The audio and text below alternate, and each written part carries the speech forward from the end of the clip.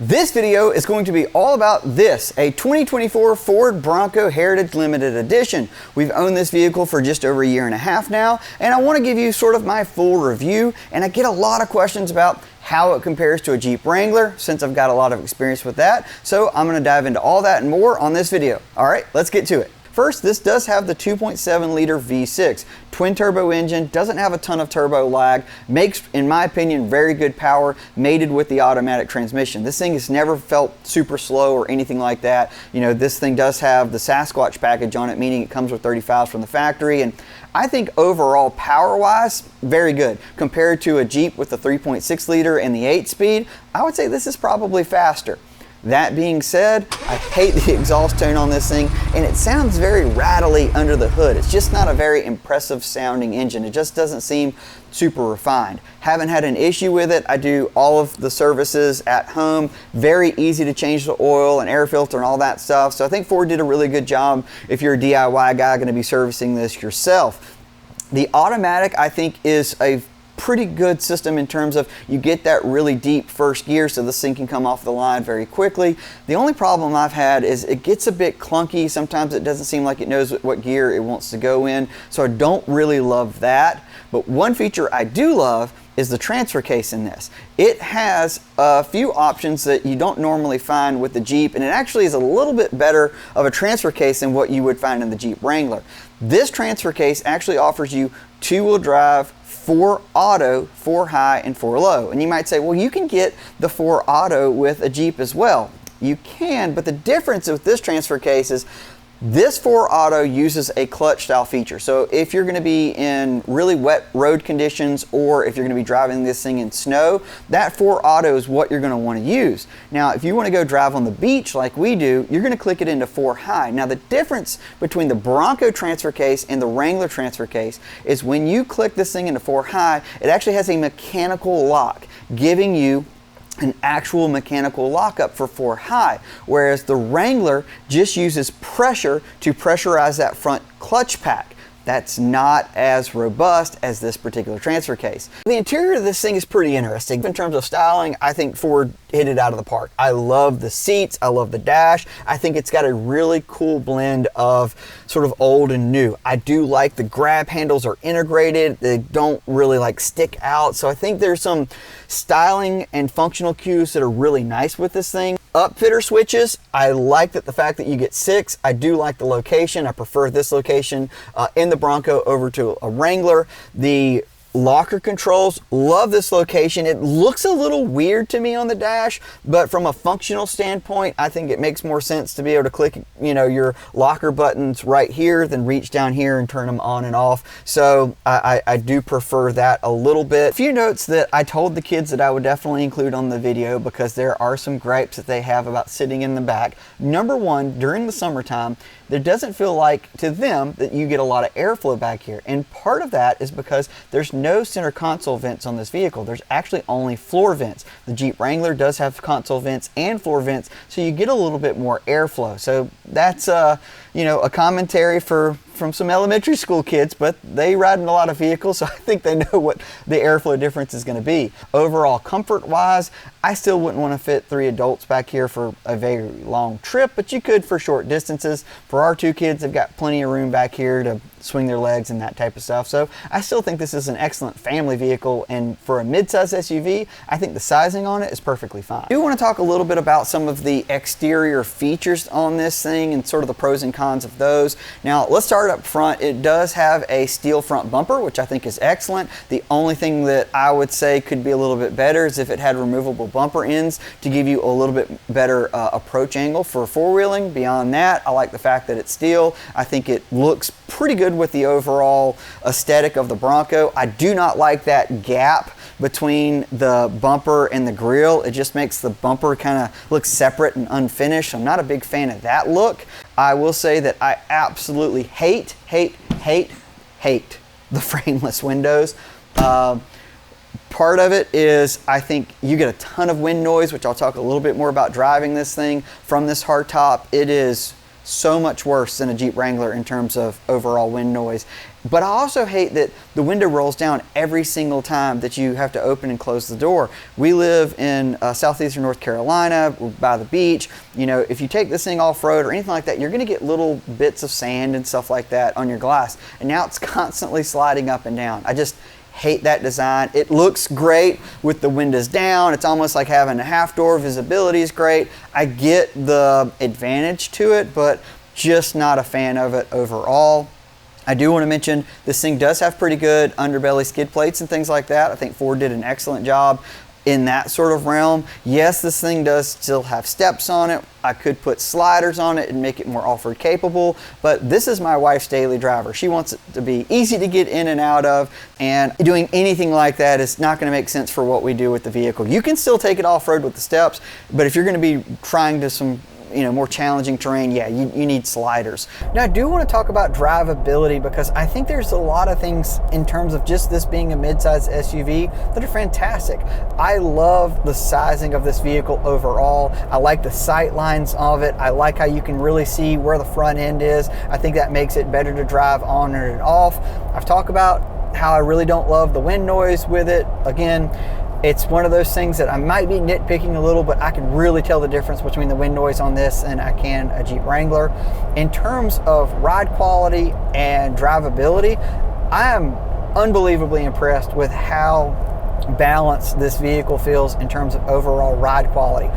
To put it in comparison, we had a 2015 4Runner that I felt like drove all over the place, completely stock. The rear suspension just felt too soft, didn't have good valving. We ended up putting a set of King shocks on that thing, which were overkill for what we were doing with it, but I was kind of desperate to make it drive better because it almost felt like borderline dangerous just over speed bumps, how out of control it was. And so we ended up putting Kings on it, drove so much better, but it was way overkill for what we were doing with it. It was just our, kid hauler.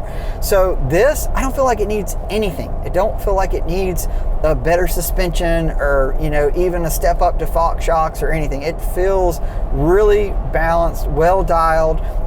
I've had my dirt bike on the back of this thing on the hitch carrier. It handles it just fine. We do not tow with it, so I cannot speak to that. But in terms of having the family in here and gear and all that stuff, it's great. It's a very well-balanced SUV. It's very easy to drive, which I think it should be. It's IFS. Is it drastically better than a solid axle? I do think this is probably easier to drive, and if you asked my wife that has driven the Jeeps and driven this, she 100% thinks this is just much easier to drive. And I think a lot of that comes to that feedback from that straight axle, and it's a much different experience than the IFS. IFS is a bit more compliant. The steering is very light on it. There's just a really good balanced feel overall. I think they did a great job, not only for what this platform is, but just in the midsize SUV category, period. Now, really the only major change or modification we've done to this thing is I swapped the tires out on it, partly because I was noticing that the Goodyears were getting a lot of feather and cup to them, and even staying on top of the rotation, we were having a hard time keeping the noise down. It just sounded like they were chopping up a bit, and I finally was like, you know what, there's about 50% tread left on these things. Let's just get rid of them. I wanted to put her on a Nitto anyhow. This tire made the most sense for her. It's the Terra Grappler G3. Ordered these through my local off-road shop, Low Range 4x4.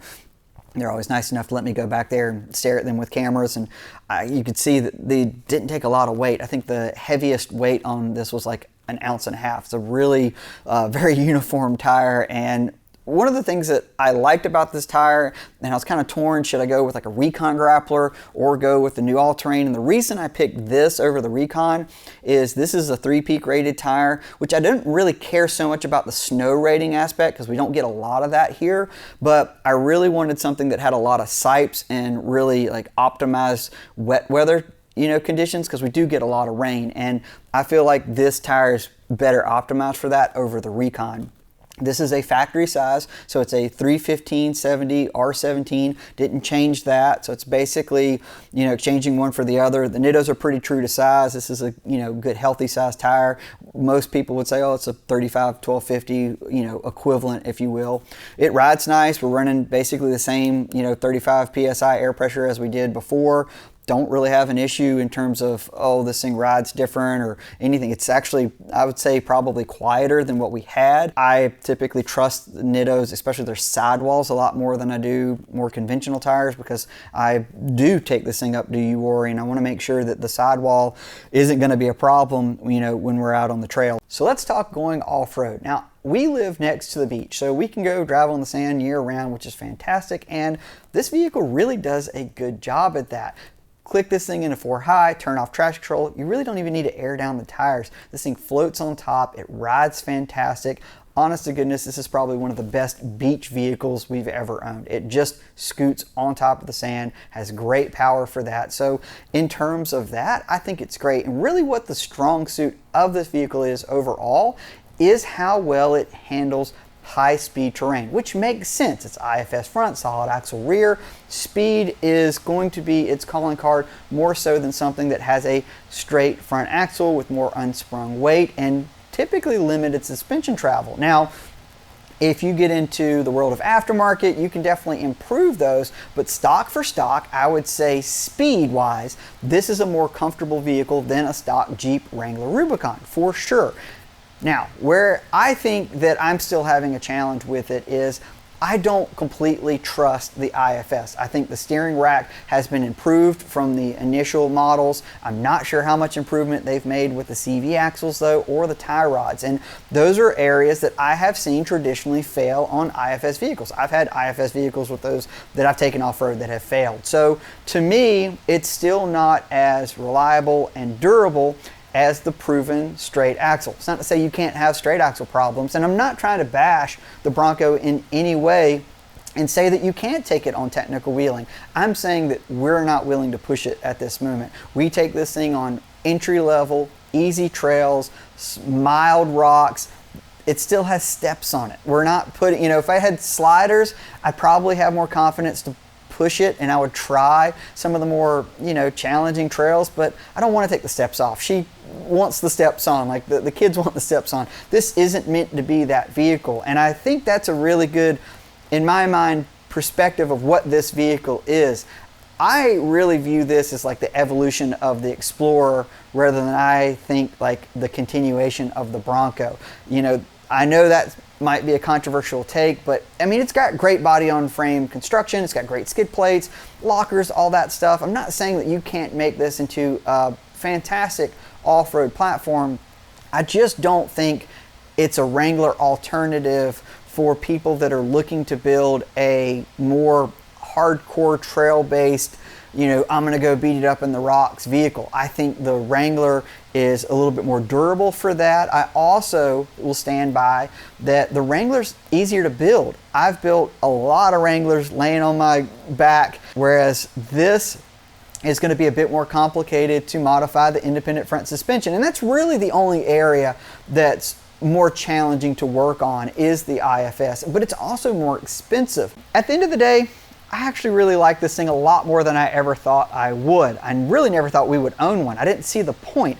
It wasn't, to me, better than a Jeep Wrangler, especially not better than a Jeep Wrangler 392, so why would we have it? If it really wasn't for this styling and this particular color combo and all that stuff, we would have never looked at this thing twice. But my wife fell in love with how it looked, so we took a chance on owning one, and I think it's been a great vehicle for her needs and really our families. It averages around 18 miles per gallon, has some clever features such as the 360 camera that she really appreciates when it's time to park, and I'm happy to report that we've never had a single leak from the hardtop. For those cross-shopping vehicles and wanting to know if I would personally rather have this over a Wrangler Rubicon, I would rather have the Wrangler. Well, so long as it was a Wrangler Rubicon 392.